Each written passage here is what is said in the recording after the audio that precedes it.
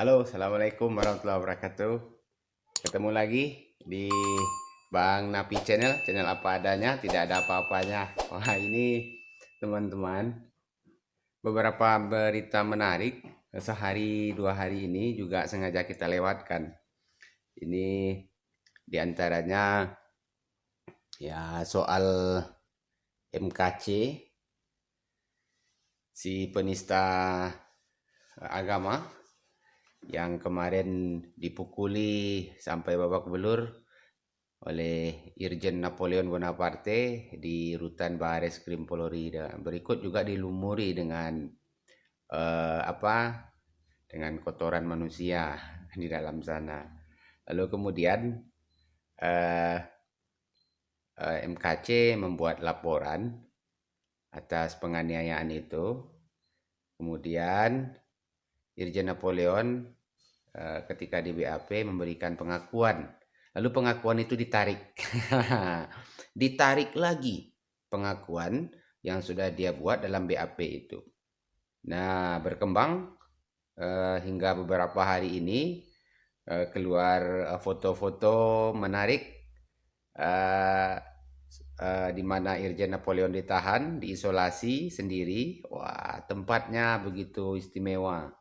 Jadi penjahat yang dengan modus penganiayaan supaya bisa diisolasi, tinggal di ruang tahanan yang cukup presentatif untuk dia sendiri, supaya dia bisa berpikir untuk mengeluarkan apa semacam surat pernyataan. Nah, ini kan ada lagi surat dia merasa terkungkung dengan seragamnya katanya kan. Nah, lalu kita review ke belakang, kita runut lagi ke belakang.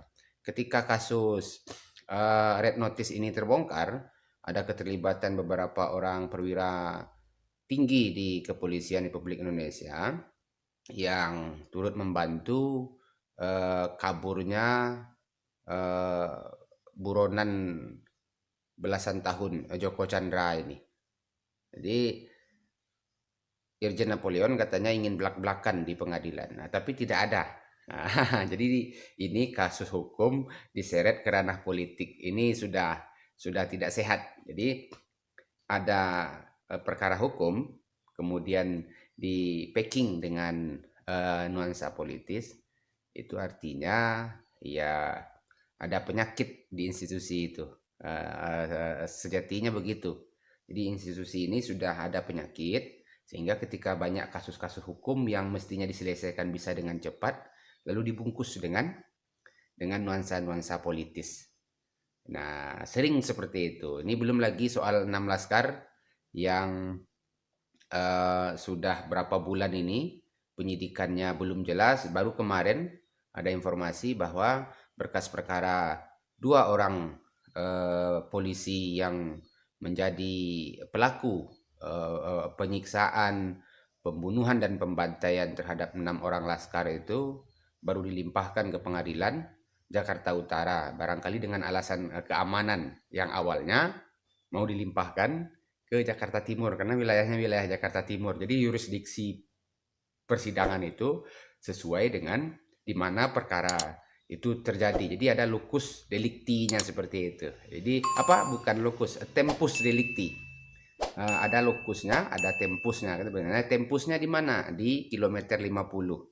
Harusnya disidang di PN Jakarta Timur, tapi kemudian digeser ke Jakarta Utara. Nah, ini menarik yang soal MKC. Irjen Napoleon mengeluarkan surat, ada beberapa poin yang dia suarakan di sana. Bisa teman-teman cross check, itu sudah beredar. Jadi ini sudah tidak murni lagi perkara hukum. Jadi masalah politiknya itu menghilangkan substansi kejahatannya. Jadi ini yang sering kejadian di para penegak hukum kita, aparatur negara kita yang terlibat dalam perkara-perkara pidana berat seperti ini, korupsi, makan suap dan lain-lain sebagainya. Begitu juga dengan kemarin ada Pinangki. Ya tidak terbongkar semuanya. Lalu ini yang membuat berita yang membuat kita miris, berita sehari 2 hari ini, itu ada seorang peraih medali emas PON, atlet dari daerah timur juga, atlet Muay Thai ya, meraih medali PON itu hanya dijemput dengan mobil pick up. Coba bayangkan, kita bandingkan dengan banyak penjahat, dengan koruptor yang diberikan karpet merah oleh negara, bahkan ada yang sampai dijemput jauh-jauh ke Serbia, yaitu koruptor pembobol bank BNI 1,2 triliun itu, ibu-ibu itu kemarin. Ini kan sedih kita. Negara ini apakah memang negara kesatuan Republik Indonesia atau negara koruptor Republik Indochina seperti itu. Jadi perlakuan negara terhadap penjahat ini membuat disparitas yang sangat jauh berbeda dalam penanganan hukum di negara kita. Ini kan sudah menunjukkan bahwa negara ini bukan lagi negara Rechtsstaat ya, bukan negara hukum lagi, tapi sudah Machtstaat, sudah negara kekuasaan.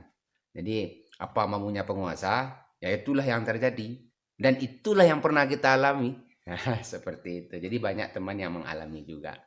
Jadi dikriminalisasi, kemudian diseret-seret, lalu ada ini Haji Munarman yang disangkakan dengan tuduhan terorisme, juga berkas perkaranya sudah dilimpahkan ke pengadilan. Nah, ini satu-satunya terduga tersangka terorisme yang sering diundang menjadi narasumber di mana-mana di seluruh Indonesia. Itu kan menarik. Jadi terus alat-alat bukti yang ditemukan juga ini dikaitkan semuanya dengan pasal terorisme. Ketemu cairan pembersih. Ini cairan ini bisa digunakan untuk membuat bom dan lain sebagainya. Jadi barangkali teman-teman itulah yang membuat kita ya harus ketawa, harus banyak ketawa kita. Yang menarik di kasus 6 Laskar itu, belum disidang, BAP-nya belum final, itu TKP-nya sudah dirobohkan, sudah dihancurkan. Nah, itu kan semestinya harus dijaga dulu sampai eh, rekonstruksi kejadiannya itu jelas. Ini perlu harus ada rekonstruksi kejadiannya, harus jelas. Ini diselesaikan di atas BAP saja, tidak bisa seperti itu. Walaupun katanya sudah direkonstruksi, sudah dinaikkan ke BAP, ya sudah. Jadi TKP-nya dihancurkan supaya tidak jadi monumen, kan seperti itu. Nah, ini jadi catatan. Dan mudah-mudahan peraih medali emas di PON 20 Papua,